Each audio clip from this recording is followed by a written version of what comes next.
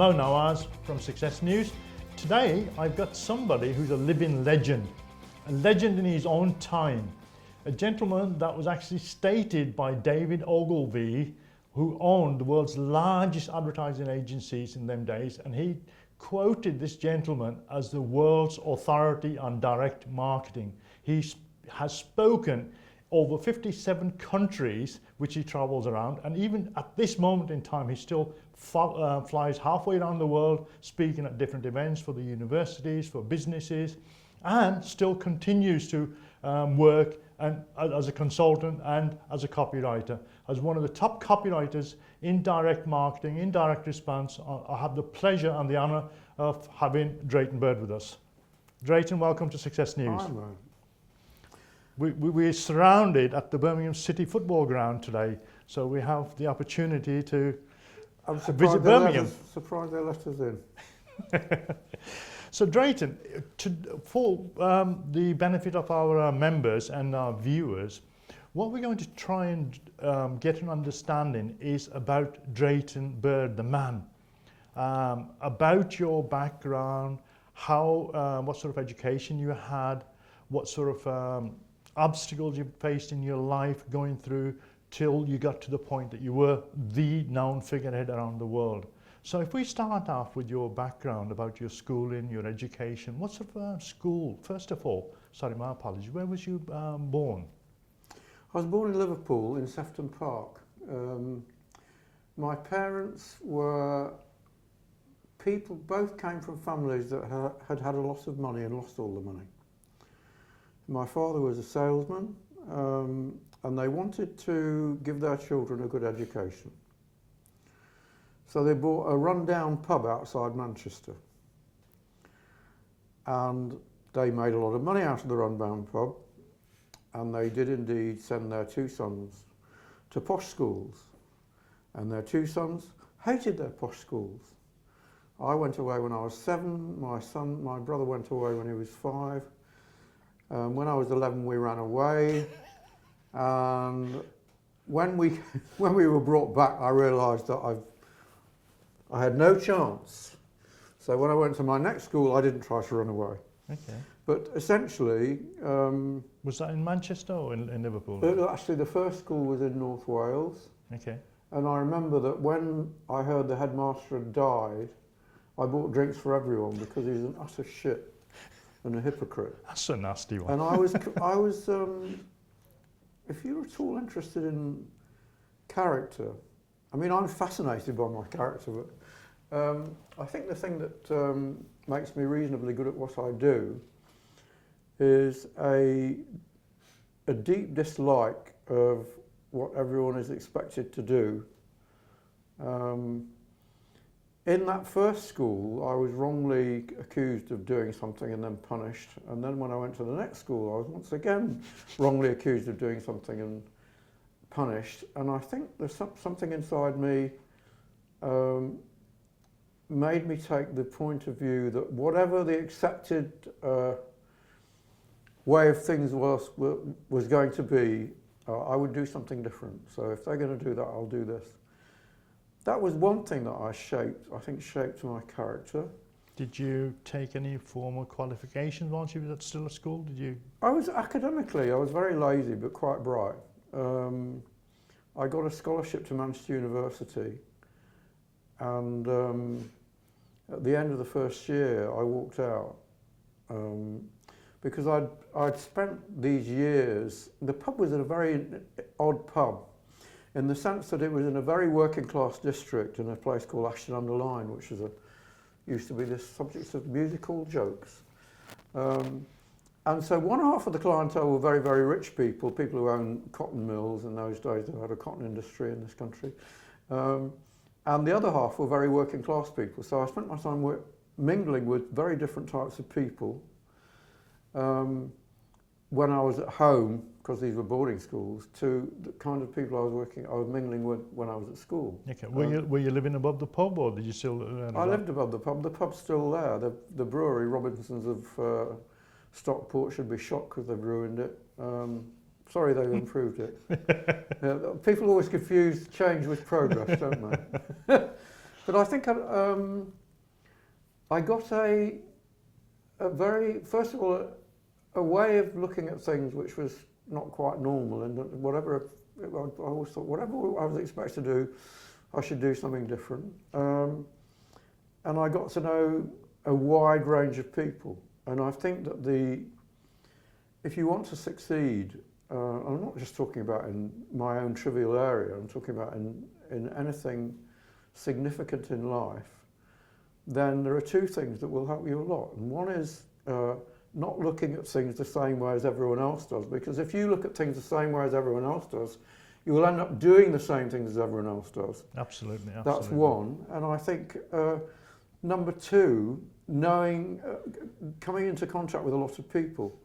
And it so happened that for whatever reason, I was always fascinated with people. And in the end, the fabric with which you're trying to achieve anything, whether you're trying to persuade somebody to do something or lead someone somewhere or whatever it may be, you're always dealing with this raw material which is called people. So these I think, shaped me quite a lot. So you got a good understanding of people, having both sort of calibre of people in there, you know, the wealthy and not so wealthy. I used to go out with the local criminal who's Frank Moore's. He was in the paper so often, they used to refer to the Frank Moore's column and the Ashton-under-Lyne Observer, I can't even remember what it was called. But he was so often in court that they used to reckon his column, you know. So did you then progress to college or university after school, or? When I went to university, I got a scholarship to university, and then I said I was going to walk out after I was in the Spanish oral, and the woman said to me, "¿Y cómo le gusta la universidad? How do you like the university?" And I said, "No me gusta mucho." I didn't say it quite like that. Which university? I said, I don't mean. She said, "How do you like the university?" I said, "I don't like it very much." And she said, "What are you going to do?" I said, "I'm going to leave." Which university was this? Manchester. Manchester. Yeah, Okay. my father never forgave me. He said, "When I think of the money that we lavished on your education, all wasted." So I walked out. She said, "What are you going to do?" She said, "I'm going to be a writer." I wanted to be a writer from the age of about 7. Wow.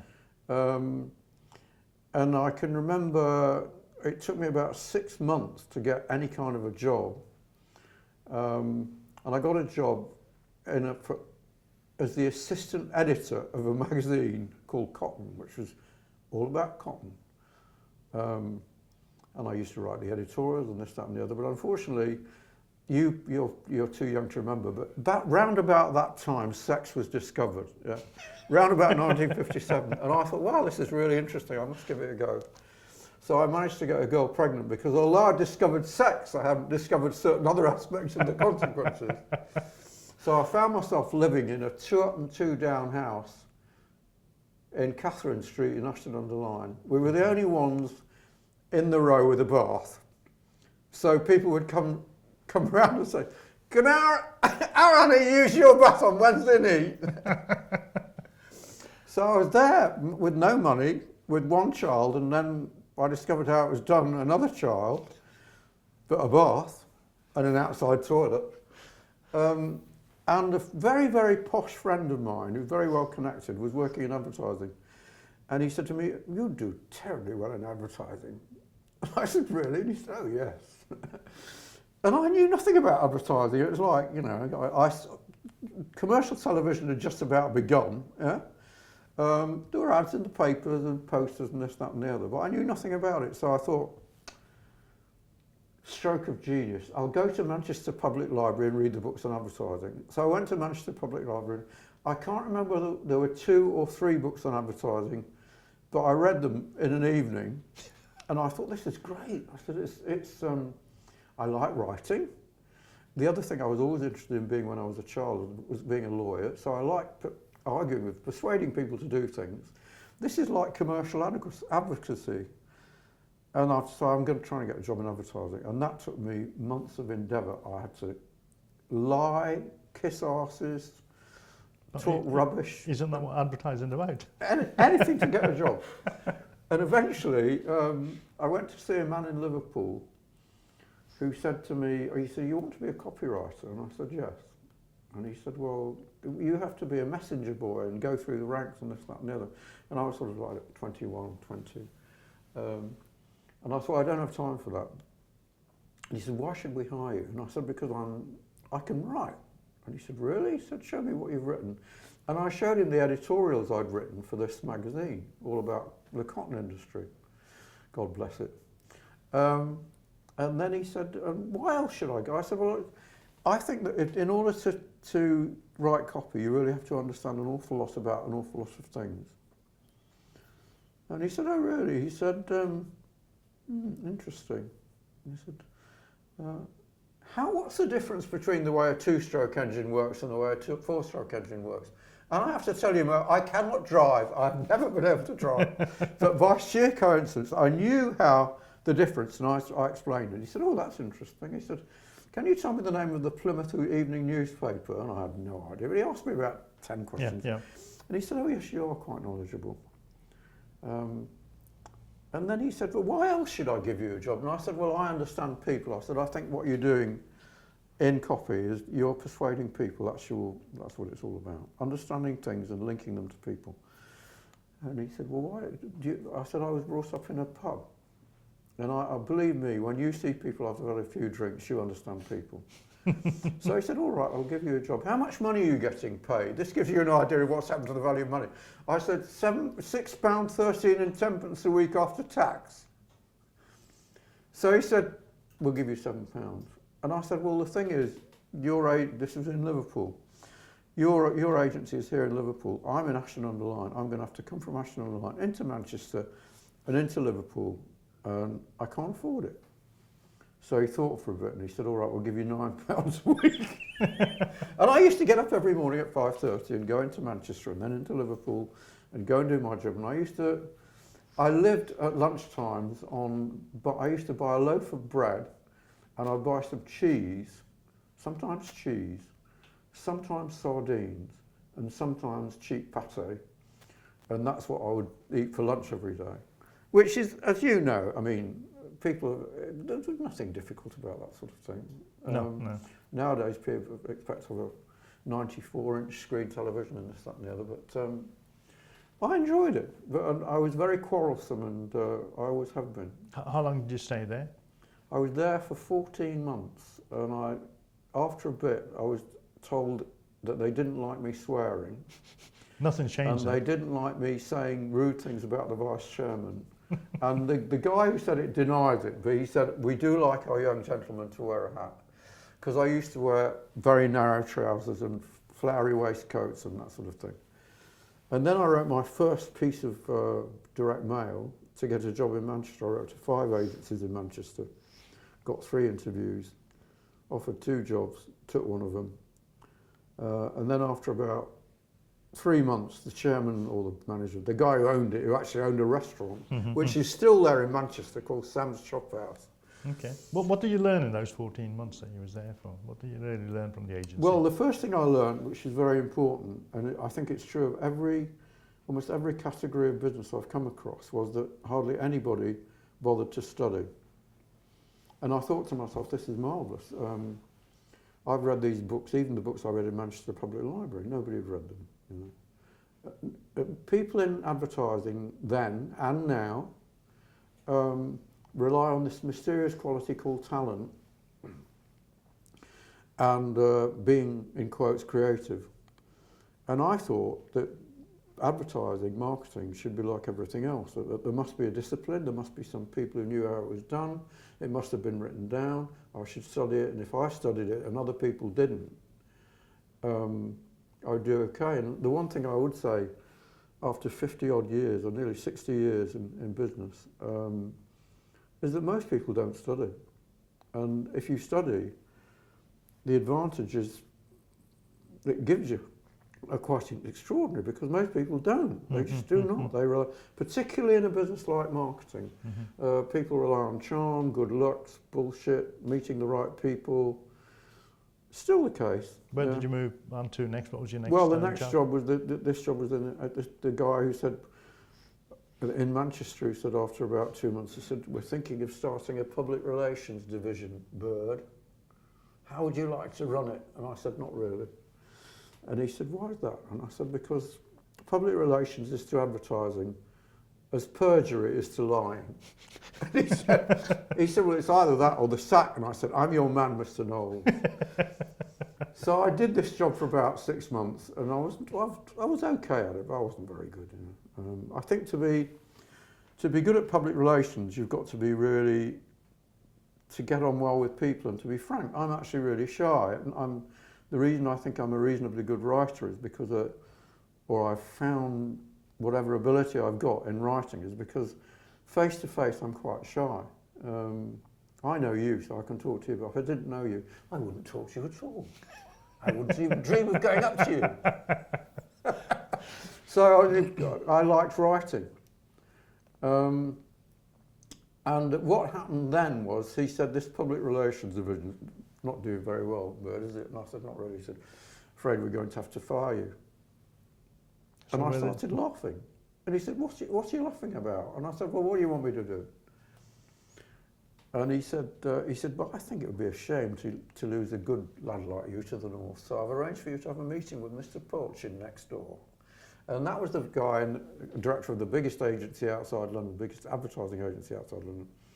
And I got a job there. And then I realised I'd never make a lot of money in Manchester, because Manchester, I don't know what it's like now. We're in Birmingham now. Terrible in Manchester. They, you know, pay you as little as they could, but sure. I thought in London they would pay you what you were worth. So I started going down to London for interviews, and I kept on turning down jobs. I was getting paid £15 a week in Manchester, and I remember turning down jobs at 2,300, which was, you know, a lot more, until eventually someone offered me as much as I could, you know, 2,350 whatever, and I took the job. Did you move to London as well then? I moved to London, left my kids and wife up in Manchester, got into a lot of trouble, as you do.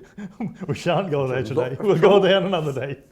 And eventually they came down, and shortly after that, I think I was about 26, I was offered a job as a creative director in an agency with about 80 people in Mayfair. And I always remember the interview.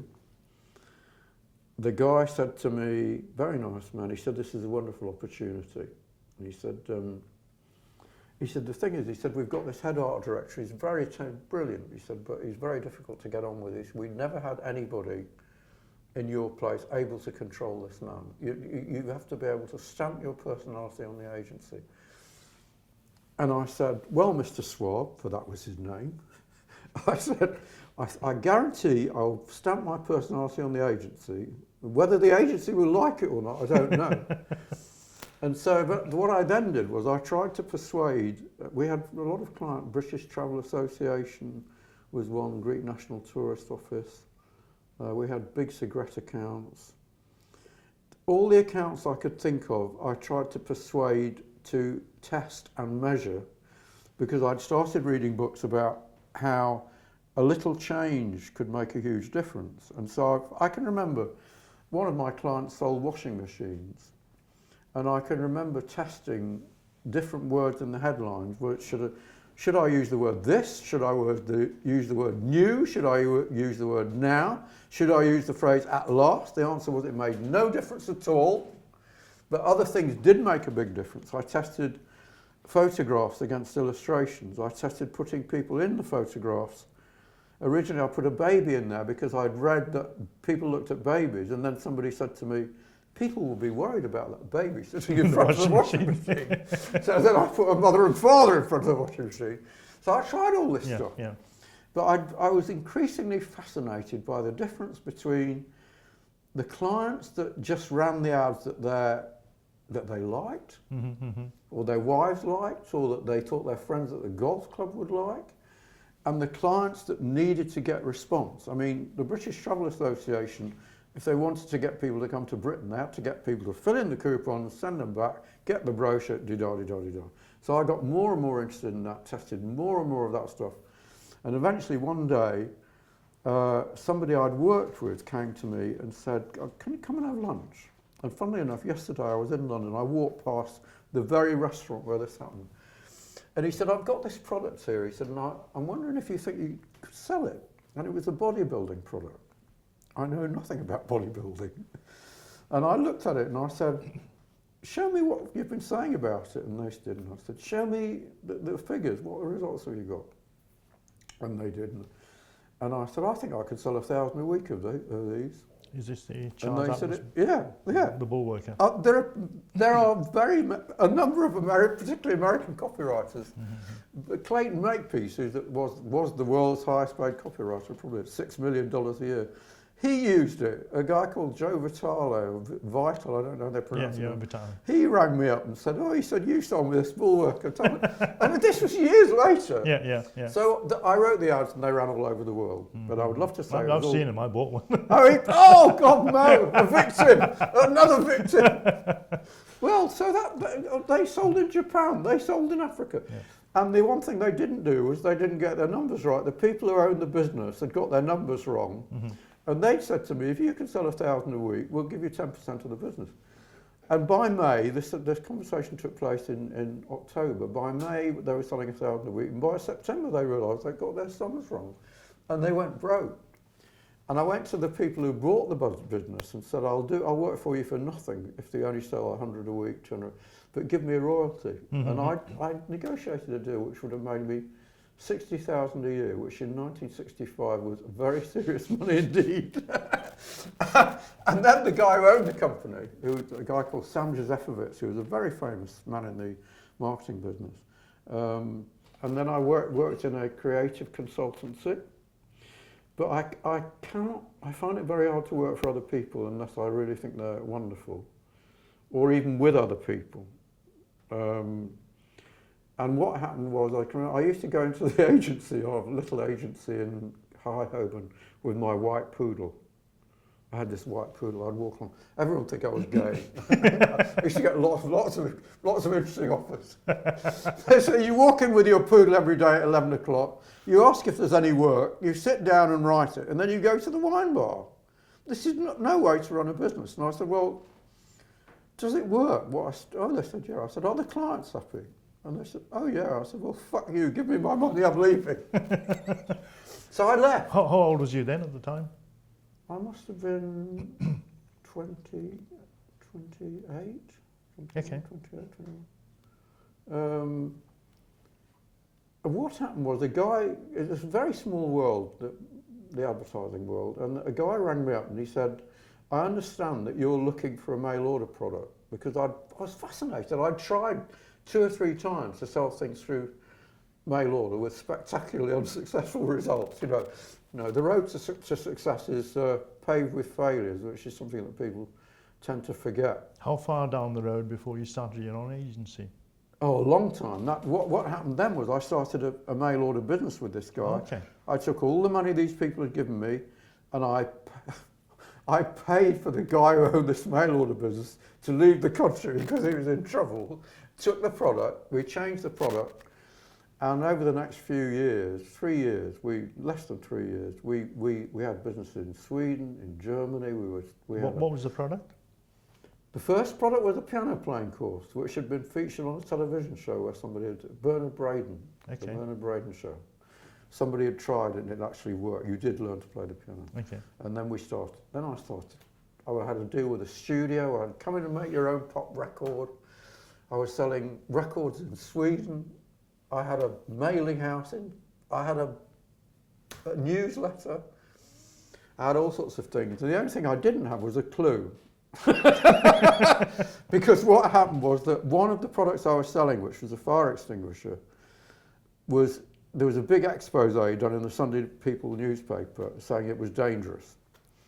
And by sheer coincidence, somebody who worked for me knew the firefighters who had been used for the tests that the newspaper had used, which was rigged. And I went to a lawyer and I said, what's the situation? Oh, he said, you'll undoubtedly recover substantial damages. So I said, how much? Well, 40,000, 50,000. I said, how long will that take? He said, 2 years, 3 years, these newspapers. I said, I'll be broke in May. So in May I was standing in front of the creditors, which is an experience I don't recommend to anyone because they all wanted the money back. One guy was saying, I'm going to come and break your legs. And afterwards he came up to me and he said, I'd like to shake your hand, you're an honest man. I was fairly honest. I think when you're young, sometimes you do things that you wouldn't do when you're older because you're in a hurry to succeed. So it was bizarre. In May we were in I think February we were in the Times as my partner and I, the coming men of business, and in May I was sitting in front of the creditors. And then I spent years trying to do anything to make money. So what made the jump to start your own agency? What made me jump to start my own agency was that after 7 years of writing anything for anyone, I wrote parts of books, I wrote presentations. We're in a football stadium here. I can remember I did a thing where I interviewed the people at independent television about how they made outside broadcasts, and one of the places I went to was Manchester City football ground to see how an outside broadcast was made. So I'd write anything. I wrote something about the Bugatti motor car, the evolution of the Bugatti. I can't drive. I wrote about the Bugatti. So I'd write anything for anyone. And it's terribly good training to be forced to write for anybody about anything. But I reckon you can bring anything to me. I've sold Pepper Bloody Pig. I've sold Airbus planes. You name it, I've sold it. At the moment, this morning on the train, I was working for a very complicated business school. It's a consortium of business schools who offer training to business school lecturers. Yeah, I'm fascinated because I didn't know much. I've worked for other business schools, but I didn't know about this one. So every time somebody comes along to me with something new, I'm fascinated. You can't succeed in business. You can't succeed in life. I don't think you can be happy if you're not interested in people and if you're not interested in lots and lots of things. So what happened at the end of this time was that I was actually having a meeting with a guy I'd been writing copy for, and with him was a famous copywriter called Joe Carbo, who wrote a book called The Lazy Man's Way to Get Rich, which made a lot of money.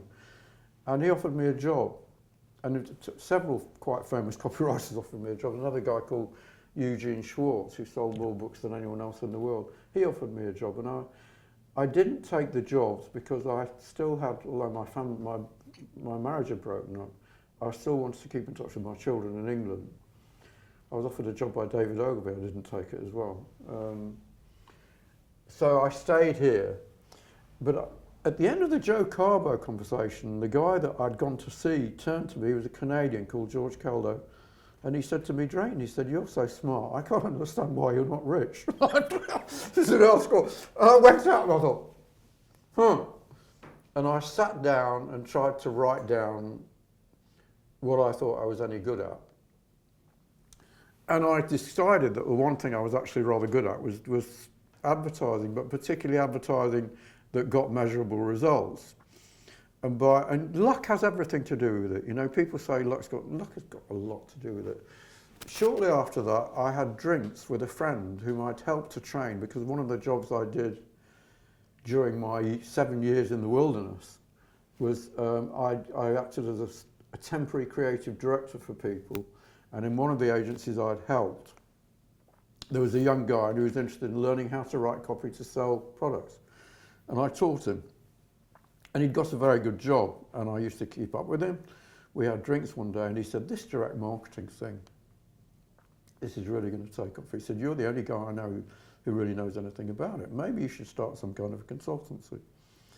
And we started a consultancy, he and I, and one other guy whom I'd known, whom I'd helped to get into the advertising business in my first job in London, a guy called Glenn Mortimer Harvey, who you'll sometimes see on television because he's an intelligence expert.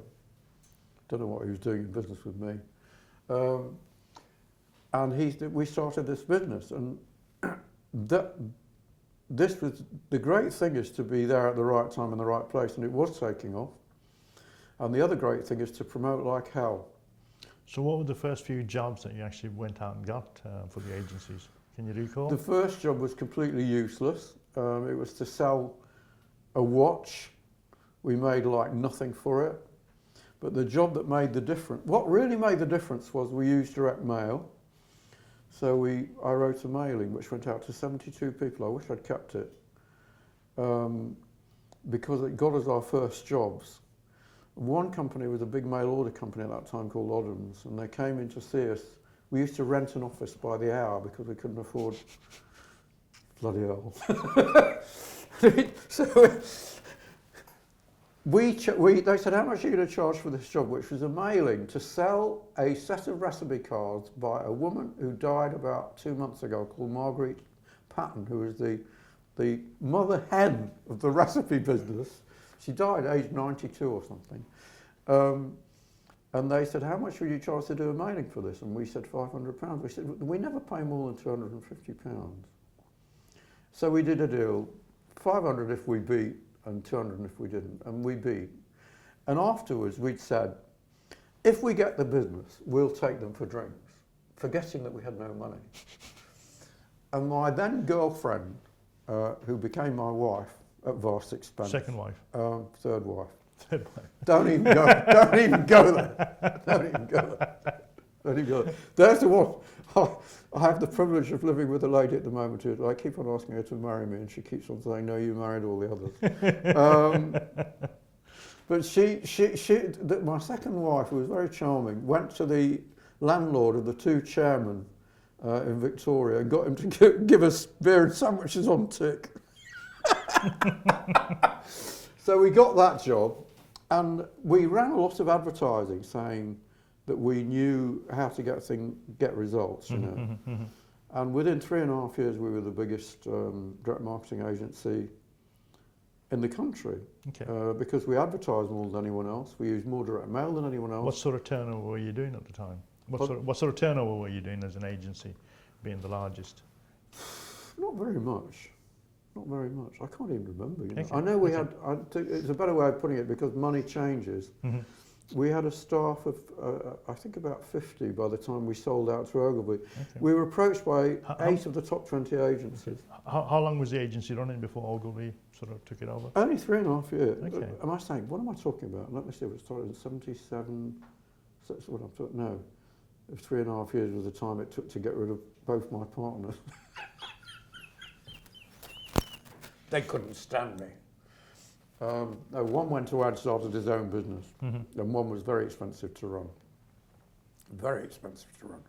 Couldn't Did afford you him. start to work mostly in America then once you came under the Ogilvy banner, or did you join the Ogilvy? No, what happened was that it was actually 7 years from the time we started till the time we finished, sold out. So it started in 77, sold right at the very beginning of 84, almost exactly 7 years. Somebody had written something rude about David Ogilvy in Campaign, the advertising magazine, and I said, this man is not fit to lick Mr. Ogilvy's boots.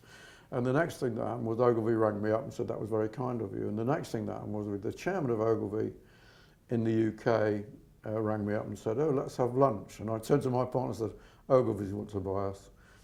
And we were actually negotiating with another agency called Gray until midnight before we did the deal with Ogilvy.